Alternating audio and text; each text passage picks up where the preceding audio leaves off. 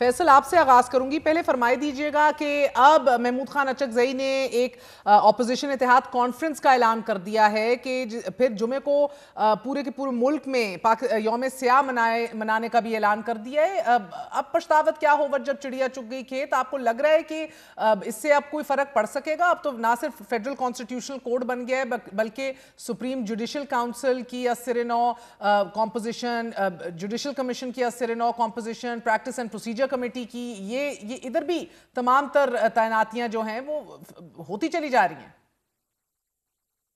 नहीं, डेफिनेटली आपकी बात दुरुस्त है, लेकिन मैं आपने गिवन सर्कमस्टांसेस में ये भी तो देखना है ना कि जितनी स्पेस पीटीआई को अवेलेबल है और जितना उनके साथ स्टेट जो है सख्तियां कर रही है, उसमें जितने भी आवाज उठ सकती है, कम से कम अपोजिशन के होने का एहसास भी जो है, जो इस वक्त हालात हैं उसमें एक अच्छी बात है।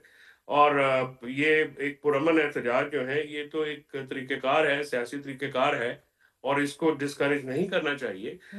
बाकी फ़ायदा नुकसान तो वहाँ पे होता है ना जहाँ पे कोई सियासत हो, किसी रूल के तहत, कोई कवानीन के तहत, कोई आइन के तहत। मगर मगर इस पूरी सूरत हाल में international commission of juris Afnan वो बहुत सख्त रद्द अमल दिया जा रहा है वहाँ से।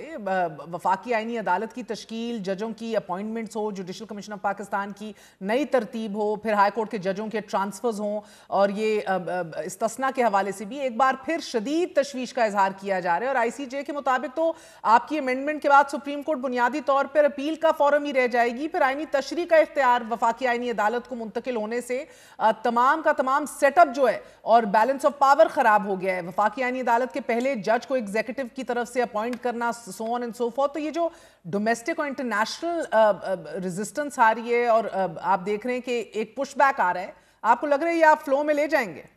जी, बिस्मिल्लाह रहमान रहीम। देखिए, ये जो कुछ 26वीं और 27वीं आइनी तरमीम में हुआ है, इसको आप इसका थोड़ा सा बैकग्राउंड भी समझने की कोशिश करें। देखें, मियाँ मोहम्मद नवाज शरीफ साहब ने इस अदलिया को बहाल कराने के लिए अपनी जान हथेली पे रखी और वो लाहौर से निकले और गुजरावाला तक पहुँचे तो ये अदलिया बहाल हुई।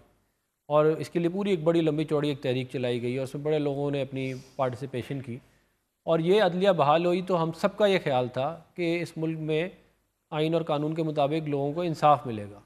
मगर उसके बाद जो कुछ हुआ, बिलखुसूस जो पनामा का फ़ैसला आया और वहाँ पे नारे लग रहे थे कोर्ट के अंदर इमरान खान साहब के, RTS के ऊपर जो मामलात हुए, एक वज़ीर आज़म को घर से निकाल दिए, उससे वज़ारत उज़्मा से निकाल दिया, फिर उसके बाद एक और बेंच बनी उसी तरह की और उन्होंने कहा कि ये काफ़ी नहीं है, अब इनको ताहयात नाअहल भी किया। अच्छा सर, मुझे फिर उसके बाद एक और बेंच बनी। साहब, आपकी जमात को सिलेक्टिव एमनीजिया हो जाता है। जब यूसुफ रज़ा गिलानी को निकाला था ना, तो मेरी गुजारिश जलसे जुलूस से मियां साहब ने बड़ी रौनक के अंदर इसको सराहा। मेरी गुजारिश सुन लें। देखें, बात ये है कि एक चीज़ गलत हो रही थी, ठीक है ना, मैंने उसका आपको एविडेंस दे दिया है कि वहाँ पे सियासत हो रही। मियां साहब उसे सेलिब्रेट क्यों कर रहे थे? फिर उस सियासत को, जब ये जो मैंने आपको फैसले बताए हैं, इन फैसलों के अंदर क्या सियासत नहीं हो रही थी जो मैंने बताई है? मेरे सवाल का जवाब दीजिए। मेरी गुजारिश, मैं बात पूरी कर लूँ ना, मैं बात पूरी कर लूँ, मैं गिलानी साहब के ऊपर आता हूँ। देखिए, बात ये है कि ये बियॉन्ड एनी डाउट है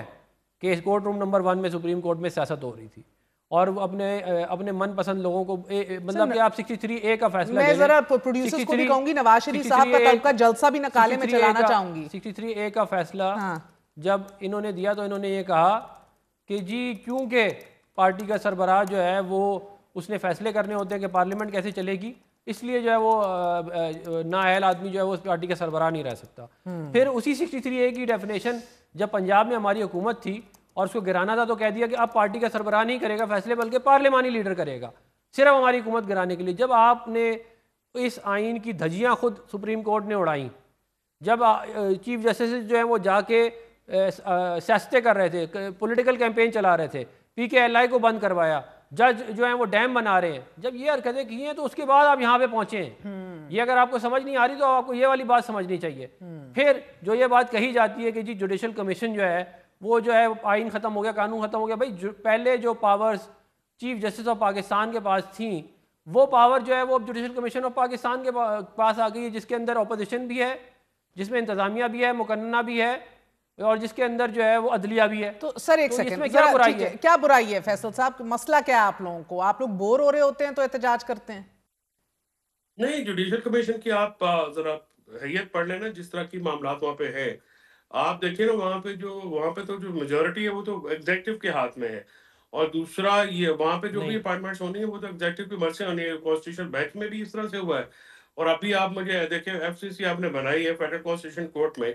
प्रॉब्लम जो है वो फोरम से ज्यादा अपॉइंटमेंट्स का है। आप जिस तरीके से वहाँ पे जजेस आपने लगाए हैं, उन मास जजेस के जो क्रेडेंशियल्स कॉन्स्टिट्यूशनल केसेस, आपने आज तक कोई बतौर वकील या बतौर जज भी उनके आपने नहीं पढ़ा होगा। देखिए, ये बड़ा एक इम्पॉर्टेंट टॉपिक होता है, और ये सब्जेक्ट जो है, जो कॉन्स्टिट्यूशन की प्रैक्टिस करते हैं वकील और जो जजेस इसमें जो है वो माहिर होते हैं या इस पे कमांड रखते हैं, वो बहुत कम है। आपने जिस तरह की अपॉइंटमेंट्स की हैं एफसीसी में, और उसकी तो बात ही छोड़े। और ये बात आप इंतहाई गलत बात, मैं अफनान भाई से बिल्कुल खिलाफ करता हूँ। आपने सबसे पहले अदालत का सियासी इस्तेमाल मियां नवाज शरीफ साहब ने किया मेमो गेट में। गिलानी साहब का जड़ों में बैठने वाली नून लीग थी। इफ्तिखार चौधरी के साथ मिलकर पीपल्स पार्टी को उस वक्त टारगेट करने वाली नून लीग थी। उसके बाद इसमें कोई शक की बात नहीं है कि मियां साकिब निसार और इफ्तिखार चौधरी ने 184(3) का बेईमाना इस्तेमाल किया। लेकिन उसके साथ साथ 5 ऐसे चीफ जस्टिस हैं जिन्होंने इसको हाथ तक नहीं लगाया, जिसमें बदयाल साहब भी थे, गुलजार साहब भी थे, खोसा साहब भी थे, जिसमें नासिर मुल्क साहब थे, जिलानी साहब थे। इन लोगों ने तो बिल्कुल 184(3) में बिल्कुल कोई कोई एक मुकदमा भी नहीं सुना। तो फिर आप कैसे कह सकते हैं कि जी ये सियासत हो रही थी? अफनान, अब आईसीजे का ये भी मानना है कि ना सिर्फ एग्जीक्यूटिव की तरफ से आप लोगों ने फेडरल कॉन्स्टिट्यूशनल कोर्ट का चीफ जस्टिस लगा दिया, लेकिन मुस्तकबिल की तैनातियां भी जुडिशल कमीशन ऑफ पाकिस्तान की सिफारिश पर होंगी। वहां पलड़ा भारी है सर एग्जीक्यूटिव का, चाहे आपका बार का बंदा हो या स्पीकर का नामजद बंदा हो। लेकिन अब तरमीम में तैनाती के मेयार या असूल भी वाजे नहीं है। ये बहुत बड़ा मसला है सर कि अब आप तैनातियां जो करेंगे, कर चुके हैं बल्कि, वो किस मेयार पे वजीर आजम ने करनी है, या जुडिशल कमीशन में भी जो होंगी वो किस मेयार पे की जा रही हैं, कुछ वाजे नहीं है। देखिए बात ये है कि ये बात गलत है ये कहना कि जी वहाँ पे इंतज़ामिया जो है उसकी मेजॉरिटी है। आप जुडिशल कमीशन ऑफ पाकिस्तान की कॉम्पोजिशन को आप देख लें। देखा है सर, बहुत अच्छी तरह पढ़ा है सर। ऑन पेपर आप टेक्निकली बात करें तो वो अलग बात है, टेक्निकली सरपरस्ती किससे हो रही है वो भी आप एहसन भून साहब सर किसकी आशीर्वाद से चलते हैं, आपको मुझसे बेहतर पता है। वो तो अगर आपका हामिद खान जीत जाता तो फिर वो किसके आशीर्वाद से चलता? वो भी बिल्कुल आपकी बात दुरुस्त है। देखिए बात ये है कि क्या जुडिशल कमीशन ऑफ पाकिस्तान में 5 जजेस हैं? 5। अब देखिए ना, जजेस की हैयत के ऊपर तो हम सवाल करने जोगी नहीं है ना सर। मेरी गुजारिश, जिस तरह आप लोग मेरी गुजारिश तो सुन लेना, मैं उनको तैनात किस तरह करते हैं ये बताने की भी आप लोग जोगी नहीं है। उसको भी एड्रेस करता हूँ, मेरी गुजारिश तो सुन लें। देखिए जुडिशल कमीशन ऑफ पाकिस्तान में 5 जजेस हैं। 5 जो हैं आपके सेनेटर और एमएनए हैं। एक आपका पाकिस्तान बार काउंसिल का नुमाइंदा जिसका कोई इंतजामिया से ताल्लुक नहीं है। और 2 मेरी गुजारिश तो आप देखें, आवाम को डिसाइड करने देना। मेरी गुजारिश तो सुनिए, आवाम भी समझ गई है। आवाम नहीं समझिए, आप मेरी गुजारिश सुने ना। देखिए बात यह है कि लॉ मिनिस्टर और अटॉर्नी जनरल हुकूमत के नुमाइंदे हो सकते हैं। 13 में से 2, 13 में से 2, ठीक है ना। अब अगर आप ये समझती हैं कि 5 जजेस भी बिके हुए हैं, आपके ऑपोजिशन का एक सेनेटर और एक एमएनए भी बिका हुआ है, 7 हो गए।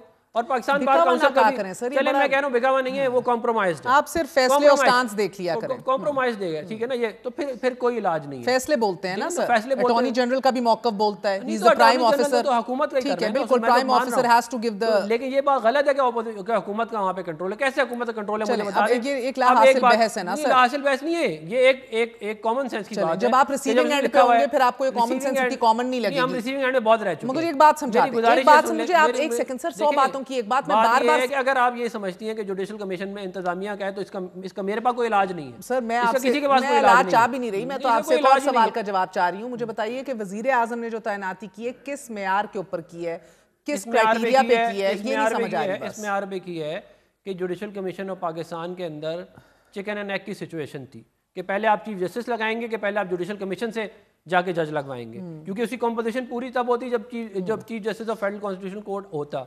इसलिए हमने उनको पहले वहां पे अपॉइंट किया। और कौन से जजेस हैं, कोई आसमान से तो जजेस उतरे नहीं, वही सुप्रीम कोर्ट के जजेस अब वहाँ पे चले गए। इसको इतना बड़ा जो है वो इशू। बात ये है कि क्या अदलिया ने बार बार इंतजामिया का रोल नहीं लिया?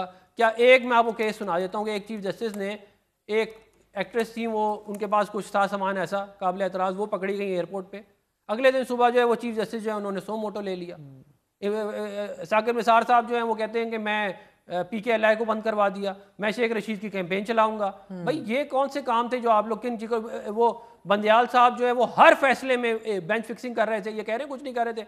गुलजार साहब, बंदयाल साहब, खोजा साहब, ये साकिब निसार, ये सब बेंच फिक्सिंग करते थे, लगाते ना बाकी जजों को अपने बेंच के अंदर। और काजी साहब का फैसले मौर्रख कैसे लिखेगा सर? बिल्कुल बहुत निशान आप लोग उसे शेर का निशान ले लें, कोई मसला नहीं है। देखिए हमसे लिया था ना शेर का निशान, वो लिया तो गलत था ना सर, आपने कितनी धाड़े मारी थी बड़े खुश थे। वो बिल्कुल खुश नहीं थे। आप प्रोग्राम्स निकाल के देखें, आपके हक में बात की थी, आपका सेनेट का इलेक्शन मुतासिर हो रहा था, बिल्कुल खुश हुआ, बिल्कुल बहुत अच्छा हुआ सर। और आपकी सियासत टिट फॉर टैट है बेसिकली। उसका जो है हमारा सियासत ये है कि जो प्रॉब्लम्स थी उनको हमने फिक्स करना है, टिट फॉर टैट नहीं है।